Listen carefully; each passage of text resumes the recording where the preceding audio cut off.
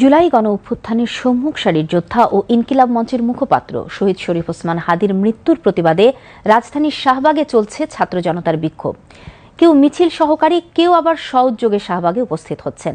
তাঁদের হাতে পতাকা, মুখে প্রতিবাদী স্লোগান। এই মুহূর্তে শাহবাগে অবস্থান করছেন আমাদের সহকর্মী মিরাজ উদ্দিন। সরাসরি তাঁর কাছেই জানব শাহবাগে প্রতিবাদ বিক্ষোভের সর্বশেষ খবর। মিরাজ,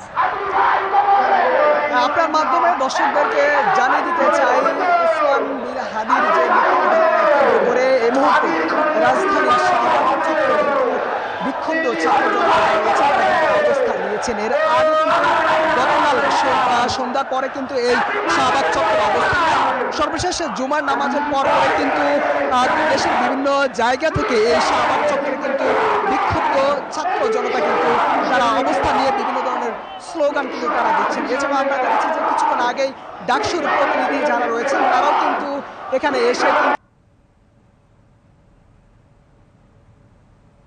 রয়েছে, তারাও কিন্তু এক পাশে বিভিন্ন স্লোগান দিয়ে কিন্তু পুরো শাহবাগ যে চত্বর রয়েছে সেই চত্বর কিন্তু তারা স্লোগান দিয়ে বলা যাচ্ছে যে উত্তপ্ত করে রেখেছে। তাদের যে দাবি সেটা হচ্ছে ওসমান হাদির যে উপর যে সন্ত্রাসী যারা হামলা করেছে তাদেরকে দ্রুত সময়ের মধ্যে সরকার গ্রেপ্তার করে দৃষ্টান্তমূলক একটি বিচার করবে, এমনটি দাবি করে তারা এখানে শাহবাগ অবস্থান নিয়েছেন। এদিকে এনসিপি থেকে তাদের যে আজকের যে কর্মসূচি ছিল জুমার নামাজের পরে তারা শাহবাগ চত্বরে অবস্থান করবেন, কিন্তু তাদের সেই কর্মসূচি কিন্তু ইতিমধ্যেই কিন্তু তারা স্থগিত করেছেন এবং তারা বিকেল 4টার সময় তাদের যে অস্থায়ী কার্যালয় যেটি রয়েছে বাংলা মোটর, সেই অস্থায়ী কার্যালয়ের ঠিক সামনে থেকে তারা কিন্তু একটি বিক্ষোভ মিছিল করবেন। কিছুক্ষণ আগে তারা প্রেস একটি বিবৃতি দিয়ে কিন্তু তারা বিষয়টি জানিয়েছেন। এদিকে ওসমান হাদি কালকেই কিন্তু গতকাল 10টার সময় কিন্তু সিঙ্গাপুরে কিন্তু তিনি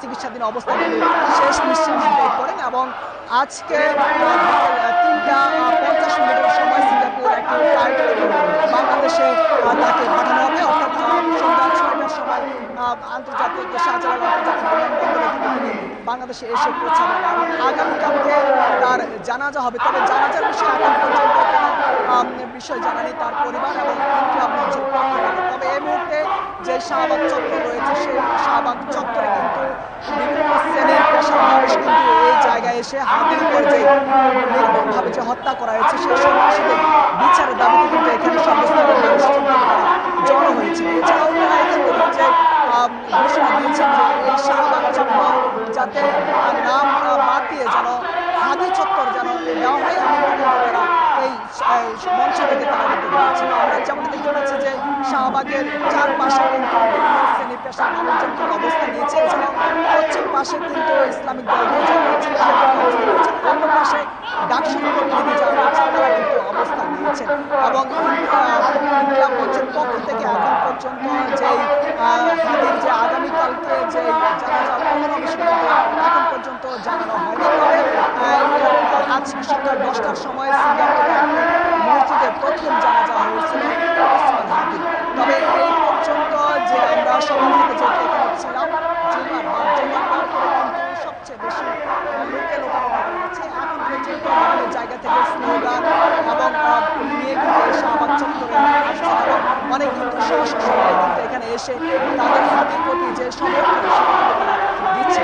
এ ছিল শাহবাগ চত্বর থেকে ওসমান হাদির যে কেন্দ্র করে যে শাহবাগ চত্বর অবস্থা নিয়েছে জনতা, সেটার আপডেট জানাচ্ছি। পরবর্তী যদি কোনো আপডেট আসে অবশ্যই আপনার মাধ্যমে জানিয়ে দেওয়া হবে। মিরাজ, ধন্যবাদ আপনাকে। শাহবাগ থেকে সরাসরি সংযুক্ত হয়েছিলেন আমাদের সহকর্মী মিরাজ উদ্দিন।